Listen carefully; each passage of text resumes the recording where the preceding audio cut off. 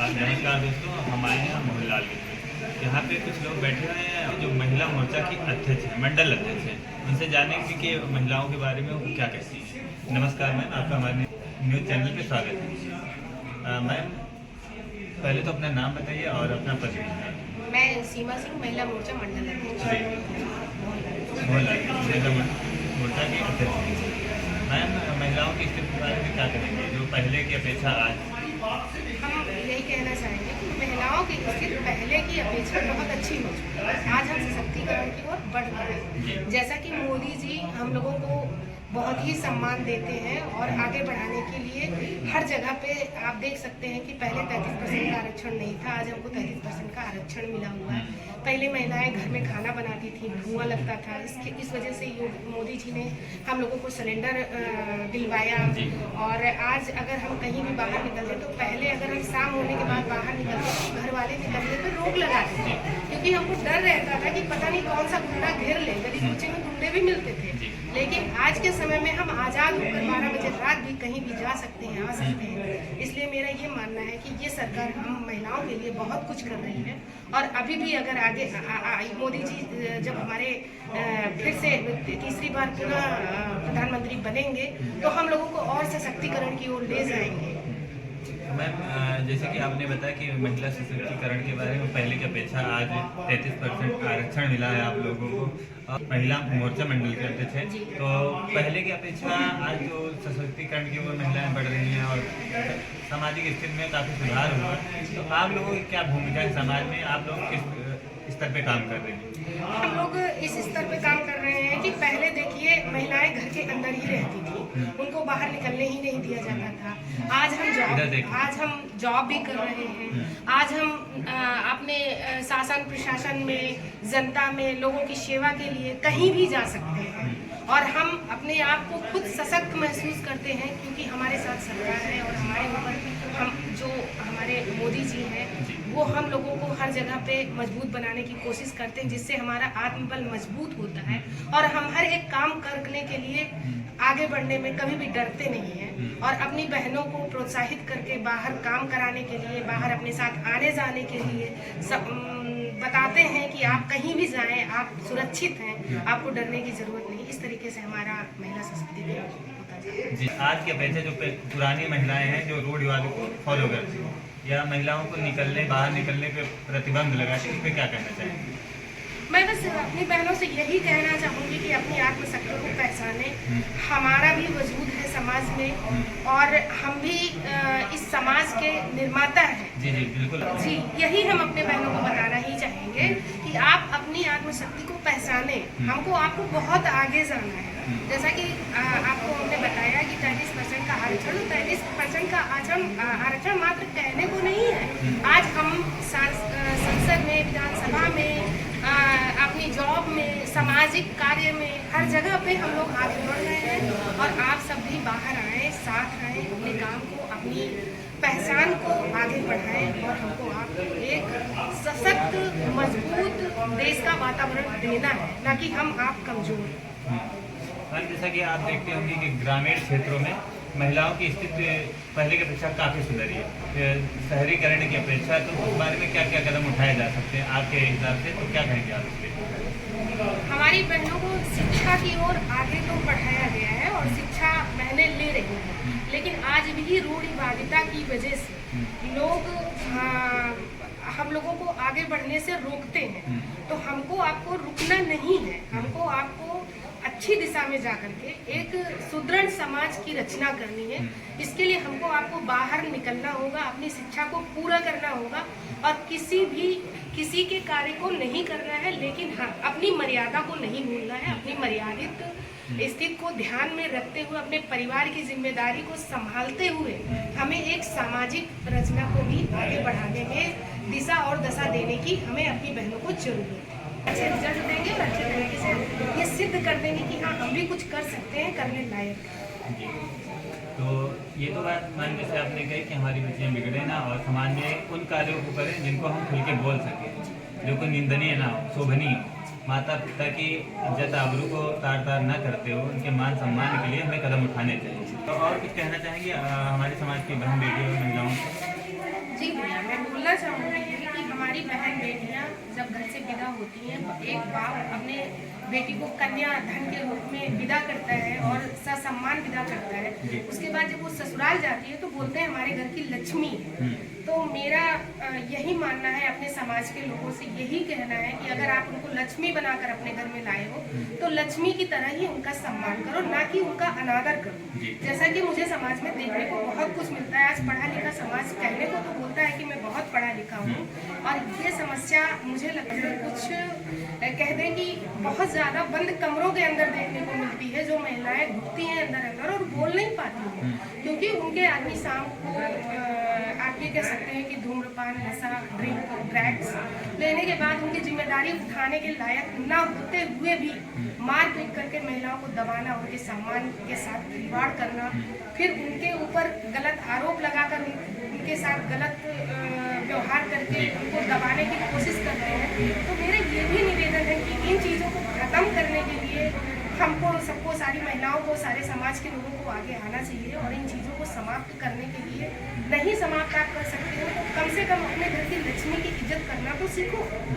जी ma'am, बिल्कुल सही बात है। हमारे सभी भाइयों से यही कहना होगा कि महिलाओं का सम्मान करें, क्योंकि और जो प्रताड़ना की बात मैम ने कहा है बिल्कुल सही बात है। पुरुष कहीं न कहीं अत्याचार करते हैं, पर कुछ हद तक देखा यह भी जाता है कि कुछ मामलों में महिलाओं की भी भूमिका होती है। और मैम से जानेंगे कि महिलाओं के लिए क्या संदेश देना चाहेंगे जिनसे उनका आपसी संबंध बना रहे। और जैसे कि बहुत सारी महिलाएं, हमारी बहन बेटियां होती हैं समाज में, सास ससुर के बात का ना मानते हुए अवहेलना करती हैं और घर का माहौल बिगाड़ने का काम करती हैं। तो हमारी बहन बेटियां जाती हैं, वो अपने सास ससुर का ख्याल नहीं रखती हैं, या फिर कह लें जो हमारे घर में आती हैं वो अपने सास ससुर का या हजरत का ख्याल नहीं रखती। इसके बारे में महिलाओं को क्या संदेश देना चाहिए?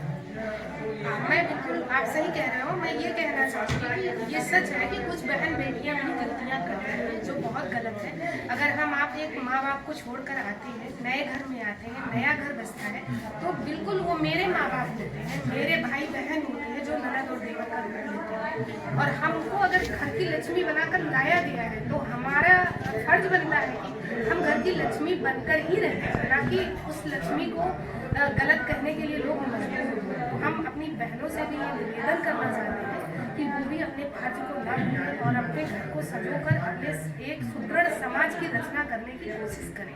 जी मैम, जैसा मैम और आपने ये भी समाज में देखा होगा, आजकल तो लोग सिंगल फैमिली में रहना ज़्यादा पसंद करते हैं। अपने समाज में यह देखा क्योंकि जॉइंट फैमिली लोगों को चुभती है। तो महिलाएं कहती हैं कि हम और आप शहर में रहते हैं, बच्चों को वहाँ पढ़ाएंगे लिखाएंगे, पर जो यहाँ पे सास ससुर होते हैं और माता पिता कह लीजिए, उनका ख्याल नहीं होता है कि उनके बारे में क्या होगा। उन्होंने पढ़ाया लिखाया, उन्हें बड़ा किया, उस लायक बनाया, शादी ब्याह किया और बहू की आने की खुशी होती है। अंत में वह इतने दुखदायी समय से जूझते हैं या झेलते हैं उन समय को, जिसमें उन्हें रोना आता है। हमने बहुत जगह पे यह भी देखा है कि पुरुष बताते हैं, फिर महिला जो औरत महिलाएं होती बताते हैं अपनी प्रताड़ना को लेकर बहुत ज़्यादा दुखी होती है। उसके बारे में क्या कहेंगे आप? जी, ऐसा होता है, समाज में देखने को मिलता है, लेकिन वो बहनें बहुत गलत करती हैं, क्योंकि जो माँ बाप इतने प्यार से आपको अपने घर लाए हैं तो हमारी भी जिम्मेदारी बनती है। आज वो बूढ़े हैं, कल हम आप भी बूढ़े होंगे। अगर हम आप अलग होने की सोच रहे हैं तो ये कहीं न कहीं हम ये भूल जाते हैं कि आने वाले समय में वो समय हमें भी देखना है। हो सकता है इससे भी बुरा समय आए, तो क्या है, अगर हम अपने बच्चों को अच्छी शिक्षा तभी दे पाएंगे ना, जो हम करेंगे वही हमारे बच्चे अनुकरण को देख कर ही हमारे बच्चे सीखते हैं। और वैसे भी कहा गया है कि एक महिला ही एक अच्छा समाज बना सकती है, क्योंकि जो शिक्षा दीक्षा शुरुआती शिक्षा होती है वो घर से ही चालू होती है। क्योंकि जब बच्चे संयुक्त फैमिली में रहते हैं तो ये हमारे दादी है, हमारे बाबा, ये हमारे इसको जानते हैं, उनको ये पता होता है कि हमें किस तरीके से अपने परिवार में रहना है, चार लोगों के साथ रहना सीखते हैं, बात करना सीखते हैं, अपने संस्कार सीखते हैं। अकेले रहने में विभिन्न प्रकार की समस्याएं आती हैं, जिसको बहनें समझें और समझने की कोशिश करें, तभी एक हमारा सुंदर और सुदृढ़ समाज तैयार हो। बहन जी ने बहुत अच्छी बात कही है और महिलाओं के सशक्तिकरण को लेकर भी बात कही है, और पुरुष जो अत्याचार करते हैं महिलाओं पे उस पर भी बात की है। पर साथ साथ में इन्होंने यह भी कहा है कि हमारी बहन बेटियों को ऐसे रहना चाहिए कि जिससे कि हमारी फैमिली में किसी प्रकार की दिक्कत ना हो, समाज में एक अच्छा संदेश जाए और आपसी झगड़ों को ध्यान रखना चाहिए कि झगड़े ना होने पाए, मतभेद ना हो, सास ससुर का भी सम्मान रखना चाहिए। इस पे जानते हैं कि यहाँ पे बैठी एक बिटिया है और बिटिया समाज को किस रूप में देखना चाहती है और क्या चाहती है कि समाज में क्या क्या सुधार होने चाहिए। स्वागत है बिटिया आपका हमारे चैनल पे। और समाज के बारे में क्या कहेंगी, जो हमारी महिलाओं के बारे में या फिर हमारे समाज के बारे में? मैं ये कहना चाहती हूँ कि जो आज की समाज है वो लड़कियों को, बहू बेटियों को आगे बढ़ा रही है। तो मैं चाहती हूँ कि जितने जो समाज है उसमें जो बहू बेटी उनको और बढ़ने का मौका मिलना चाहिए। अच्छी पढ़ाई, अच्छे संस्कार, ये सब मिलने चाहिए। हम चाहते हैं वो पढ़े लिखे, आगे बढ़े और अपने लाइफ में कुछ कर सकें। इस तरीके से अगर वो अपनी लाइफ में कर सकें, क्योंकि बहुत से ऐसे लोग हैं जिनको भी पढ़ने का मौका नहीं मिल पाता है। तो हम चाहते हैं उनको पढ़ने का मौका मिले, कुछ बने, अपने पैरों पे स्टैंड हो, अपने घर में अपने माँ बाप का नाम रोशन करें। जी। और जैसा कि बिटिया आपने कहा कि बच्चियों के बारे में, और क्या कहेंगे कि जैसे समाज में अभी भी ग्रामीण क्षेत्रों में बालिकाओं को लेके बहुत सारे मतभेद हैं। लोग कहते हैं कि बिटिया को इतना नहीं पढ़ाना चाहिए, और या फिर ऐसे बहुत सारी बातें हैं। उसके बारे में आप क्या कहेंगे? ये जो समाज ये बोलते हैं कि बेटियों को नहीं पढ़ाना चाहिए, ये सोच बहुत गलत है। उनको आप पढ़ाएंगे, लिखाएंगे, वो आपका नाम रोशन करेंगे। जरूरी नहीं है कि लड़के ही कमा सकते हैं, वही घर को चला सकते हैं। लड़कियां भी कमा सकती हैं और आगे बढ़ सकती हैं। तो हम चाहते हैं कि वो लड़कियों को पढ़ाए लिखाए, इस मुकाम पे बनाए कि वो एक घर से जब दूसरे घर में जाए तो उस घर का नाम भी रोशन करे, जिस तरह वो अपने घर का नाम रोशन करती हैं। जी, बहुत बहुत अच्छा लगा दोस्तों। यहाँ पे महिला मोर्चा के अध्यक्ष, मंडल अध्यक्ष हैं, और यहाँ पे एक बिटिया थी, उन्होंने समाज के बारे में कहा। नमस्कार मैम, हमारे न्यूज़ चैनल पे स्वागत है आपका। मैम, समाज के बारे में क्या कहना चाहिए और महिलाओं की स्थिति के बारे में क्या बोलते हैं? जी, महिला मोर्चा की महिला मंडल की उसका अध्यक्ष हूँ। जी, और मैं आपको बता दूँ कि इस मोहनलालगंज में जी, जो ऐसी बहुत सारी हमने जो है कमियां देखी थी। जब मैं 14 साल पहले आई थी तो बहुत कमियां देखी थी, और आज काफ़ी बेहतर मोहनलालगंज है। और उस मोहनलालगंज को देख के बड़ा गर्व होता है कि आज यहाँ की महिलाएं कभी बाहर नहीं निकलती थी। जब मैं कभी बाहर आती थी, गांव में निकलती थी, तो देखते थे वो सब अपने अपने घर में लगी रहती थी और बड़ा डर रहता था उनके अंदर।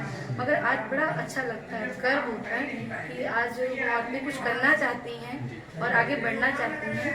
और मैं ये धन्यवाद करती हूँ मोदी जी को कि उन्होंने इन औरतों को बड़ा मतलब एक ऐसा उनको दिया है, मान सम्मान दे दिया है कि शायद वो लाइफ में आगे कुछ बढ़ेंगे और करेंगे। मैम, जैसा आपने कहा कि मोदी जी का धन्यवाद करते हैं कि महिलाओं के बारे में, तो महिलाओं के बारे में मोदी जी की ही राय है या फिर सारे समाज की योगदान है? मुझे लगता है सारे समाज की, जी, क्योंकि हमें लगता है कि आज किसी टाइम ऐसा होता था कि औरतें टाइम अनुसार जो है क्या कहते हैं बाहर नहीं निकलती थी। आज देखिए उन्होंने कितनी योजना दे दी है।